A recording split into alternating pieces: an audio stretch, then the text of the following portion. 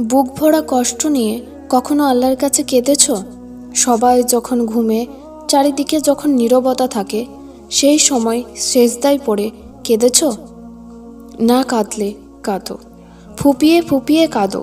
বিশ্বাস করো, রবের কাছে কাঁদতে পারলে মনটা ভরে যায়। মন চায় আরও কাঁদি, কাঁদতেই থাকি। নিজেকে শক্ত করো, আল্লাহ তোমাকে ছেড়ে চলে যাননি। জীবনে আসা কত মানুষ তো তোমাকে ছেড়ে চলে গিয়েছে, অথচ আল্লাহ, তিনি কিন্তু এখনও আছেন। দিন শেষে একটি সম্পর্কই টিকে থাকবে, বান্দার সাথে তার রবের, রবের সাথে তার বান্দার। কেউ তো জানে না তুমি কি অবস্থার মধ্যে দিয়ে যাচ্ছ, কিন্তু তোমার রব তো জানেন। এটুকুই কি যথেষ্ট নয়? ভরসা করো, তিনিই তোমার জন্য যথেষ্ট। আল্লাহ আমাদের জন্য যথেষ্ট। তিনি কতই না উত্তম কর্মবিধায়ক। আল্লাহ যার প্রতি কল্যাণের ইচ্ছা করেন তাকে বিপদগ্রস্ত করেন, এতে ভেঙে পড়বে না। ধৈর্যের সাথে রহমতের অপেক্ষা করো, দেখবে একদিন তোমার সব দুঃখের অবসান ঘটবে। জেনে রাখো, আল্লাহর সাহায্য অতি নিকটবর্তী। একদিন আল্লাহ তাআলা নিশ্চয়ই চোখের পানিগুলো মুছে দেবেন। তুমি শুধু শক্ত হয়ে জমে থাকো, কখনো ঝরে যাবে না। মনে রাখবে, আল্লাহ ছাড়া কেউ তোমার হৃদয়কে প্রশান্ত করার ক্ষমতা রাখে না। বিপদ যত বড়ই হোক, আমাদের রবের রহমত এর চেয়েও অনেক বড়। যদি বিপদে পড়ে আল্লাহর কাছে কাঁদতে না পারো, তাহলে বুঝে নিও বিপদটা আসলেই বিপদ, ভয়াবহ বিপদ। আর যদি কাঁদতে পারো, এটা বিপদ নয়, ওয়াল্লাহি এটা নিয়ামত। বিপদে অনেক কাঁদলে কিন্তু কাঙ্ক্ষিত বস্তু পেলে না, তাহলে ঘাবড়াবে না, একদম না। ওই বস্তু হয়তো পাওনি, কিন্তু এতদিনে আল্লাহকে তো পেয়ে গেছো।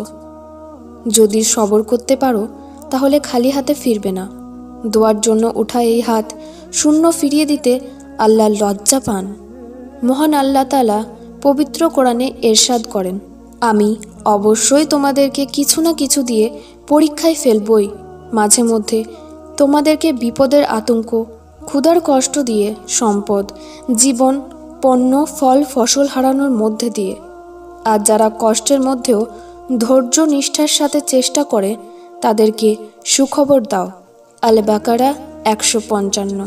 আল্লাহর সাহায্য মানে এই না যে ঝড় বৃষ্টি আসবে না। ঝড় বইবে, আকাশ ভেঙে বৃষ্টি নামবে ঠিকই, কিন্তু শত প্রতিকূলতার পরেও তুমি থেমে থাকবে না। এটাই আল্লাহর সাহায্য।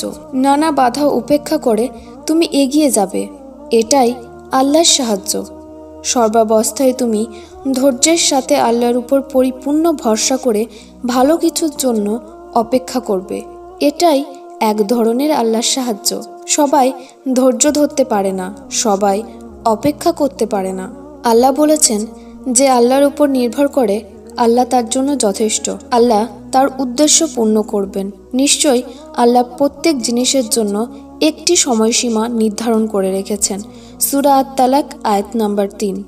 নিশ্চয়ই আল্লাহ তার উপর নির্ভরকারীদের ভালোবাসেন। সূরা আলে ইমরান আয়াত নাম্বার 159। পরামর্শ নেওয়া ছাড়া কখনো নিজের দুঃখের কথা কারোর সাথে শেয়ার করো না, আত্মীয়দের সাথেও না। এটা শয়তানের চাল, শয়তানের ফাঁদ। মানুষের কাছে দুঃখের কথা বললে আল্লাহর সাহায্য দূরে সরে যায়, আল্লাহর কাছে কাঁদতে প্রতিবন্ধক হয়। বান্দা যখন আল্লাহকে করুণ সুরে ডাকে, আল্লাহর তখন খুবই ভালো লাগে। বান্দার মুখে ইয়া রব, ইয়া রব শোনাটা ওনার অনেক পছন্দ। এজন্য আল্লাহ বান্দার চাওয়া দ্রুত পূরণ করেন না, তিনি চান বান্দা আর একটু ডাকুক। এভাবে তাকে নিজের প্রিয় বান্দা করে নেন। এরপর আল্লাহ বান্দার হয়ে যায়। বান্দা যেদিকে, আল্লাহর রহমত সেদিকে। আল্লাহ বলেন, তোমরা আমাকে ডাকো, আমি তোমাদের ডাকে সাড়া দিব। দুনিয়াবি কোনো দুঃখে কান্না লাগা, মন খারাপ করা খারাপ কিছু নয়। দুঃখ পেলে তোমার কান্না লাগবে, অন্তরে এক ভীষণ শূন্যতা নেমে আসবে, এটাই স্বাভাবিক। কিন্তু কান্না পেলে তুমি কার কাছে কাঁদবে, এটাই মেন ফ্যাক্ট। এটাই পার্থক্য একজন অবিশ্বাসী ও বিশ্বাসীর মাঝে। বিশ্বাসীরা সকল দুঃখ বেদনা এক আল্লাহর কাছেই বলে। যখন বুকের ভেতর তীব্র হাহাকার আর মন খারাপ নিয়ে তুমি আল্লাহ সুবহানাহু ওয়া তাআলার কাছে নিবেদন করবে, তখন মনের গহীনে জমে থাকা মেঘগুলো বৃষ্টি হয়ে ঝরবে এবং অন্তর জুড়ে অদ্ভুত এক প্রশান্তি ছেয়ে যাবে, যা শুধু তুমিই অনুভব করতে পারবে। তোমার সত্যিই তখন মনে হবে আল্লাহই যথেষ্ট তোমার জন্য। তাই ব্যথায় কাতর হৃদয় নিয়ে আল্লাহর কাছে ফিরে আসো। তোমার জন্য আল্লাহই যথেষ্ট হয়ে যাবে ইনশাআল্লাহ।